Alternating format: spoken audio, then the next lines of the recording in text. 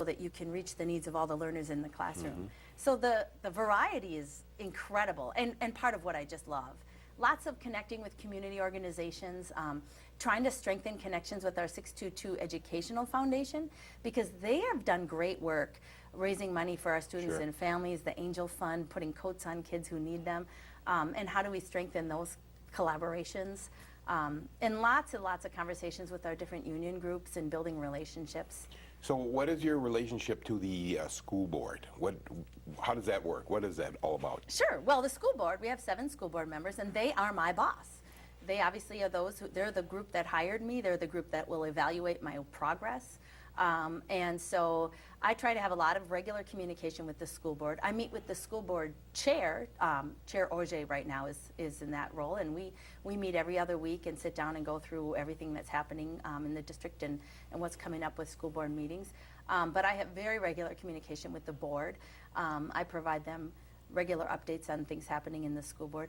Lots of conversation about the roles of school boards. There's the role of governance versus management is something that we talk a lot about, and our school board's really got a great, they're so supportive of developing and establishing policies that we're really going to help our students be successful.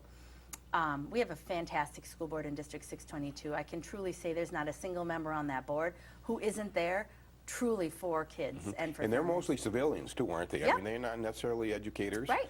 So how does that work with you being an educator and knowing the ins and outs of the education field to these people who are civilians, and you could almost say don't have the slightest idea what's going on in the school district? I mean, not that way, you know what I mean? Right. Well, I think that's one of the beauties of our work study sessions that we have together when they're not formal board meetings, and we sit together, and you'd be surprised how much they do know now about our school system and about They achievement. rose to the occasion, I'm sure, once they became We've members. done a lot of professional development, and we do a lot of presentations and work sessions where we dig into the data, we dig into the ongoings in the classrooms, and what's really great about our school board members, especially when they've been on for a while, they really do know a lot more than you might think because they've spent so much time asking good questions and learning. Are they full-time people in this job? Is that a full-time job? No, no. They all have regular jobs, and okay. so they participate in the school board meetings and school board functions. And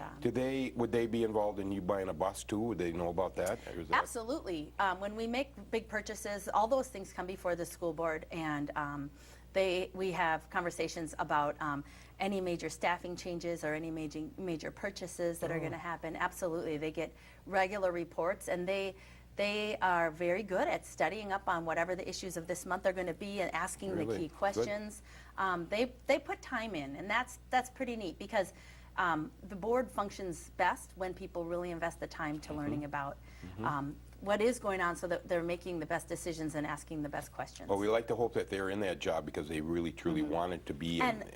they are. We've got a great group. Good deal. That's good to hear. Okay, there's a lot of turmoil in the education field these days, and of course, I don't know, with the media maybe, we're just seeing a lot more than we ever have before. So I want to go over a few things that we've seen on the news, and I just want you to talk about it, and either how does it affect 622, or in your personal opinion, how would you have handled the situation? Okay, let's start out with the student in the chair, and I think it was Tennessee, I can't remember, no, New Mexico, I think New Mexico. I don't remember anyway, which state. the cop came in and dragged her out. And the reason is because she was on her cell phone and she wouldn't give it up. Teacher said stop it, the principal came and said stop it, and then the cop came in and dragged her out. It was a bad situation all the way around. Absolutely. If you were the teacher in that room, how would you have handled that?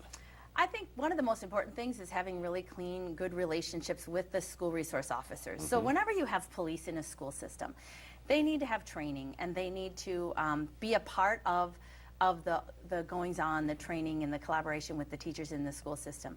I think that SROs have a tough job. They are faced with a lot of situations that they're trying to keep schools safe, they're trying to make the best decisions. But sometimes in some school systems, they have a very separate relationship from the teachers, from the educators in the building. And first and foremost, I believe that if you're going to have school resource officers in your school, you've got to make sure that they're connected to the teaching and learning community in the school, and that people are on the same page about how we're going to handle discipline and how we're going to interact with students who are struggling.